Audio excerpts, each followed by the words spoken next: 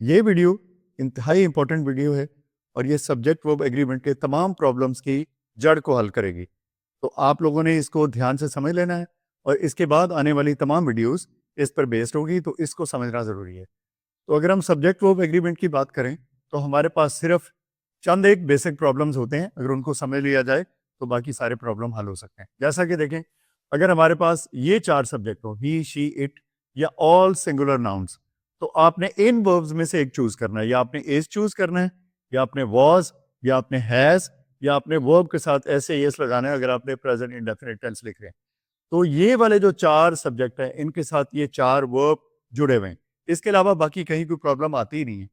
इसके अलावा अगर आपके पास सब्जेक्ट है यू, दे, वी या ऑल प्लूरल नाउन्स, यानी 4 ये हैं, एक यू है, एक दे है, एक वी है और एक ऑल प्लूरल नाउन्स है। अगर ये आपका सब्जेक्ट हो तो आपने इन चारों में से आपने एक वर्ब चूज करना है।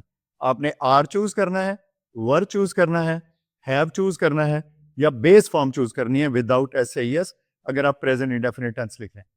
और तीसरा इसके अंदर है आई। अगर आई है तो आई एक हाइब्रिड सब्जेक्ट है।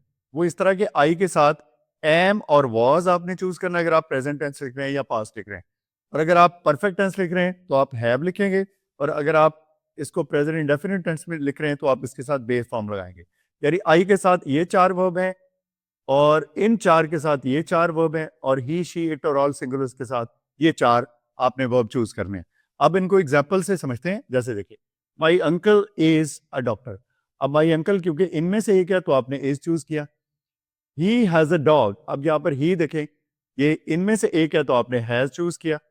The sun rises in the east, आप देखिए सन सिंगुलर है तो आपने वर्ब के साथ एस ए एस चूज किया, तो हम कहते हैं the sun rises in the east.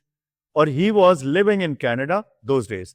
अब ही आपका सब्जेक्ट है तो आपने इनमें से चूज करना है, तो आप वॉज को प्रेफर करेंगे, वॉज को चूज करेंगे। इस तरह अगर आपके पास यू, दे, वी या ऑल प्लूरल सब्जेक्ट्स हैं तो इनमें से आपने चूज करना है। जैसे देखिए, आर यू अ सोल्जर, तो यू के साथ आपने आर चूज किया। All my friends have got jobs, all my friends plural है तो आपने हैव चूज किया। Sharks hunt in deep seas, अब शार्क्स क्योंकि प्लूरल सब्जेक्ट है तो आपने बेस फॉर्म लगाई है बगैर एस ए एस के। और दे वर बिजी विद देमसेल्व्स, और दे के साथ आपने वर चूज किया है। तो इसका मतलब ये हुआ कि अगर आपके पास ये 4 सब्जेक्ट है तो इन 4 वर्ब्स में से आपने चूज करना है। अगर आपका आखिरी और तीसरा सब्जेक्ट आई है तो आपके पास ये 4 ऑप्शन है। जैसे देखें, आई एम अ टीचर, तो आई के साथ आपने एम चूज किया। I was waiting for you, तो आई के साथ मैंने वॉज चूज किया। और आई लव डॉग्स, तो आई के साथ मैंने base form of verb choose की। और I have paid the bill, और आई के साथ मैंने हैव चूज किया। तो ये जो चॉइसेस हैं, ये चॉइसेस आपको प्राइमरीली पता होने चाहिए।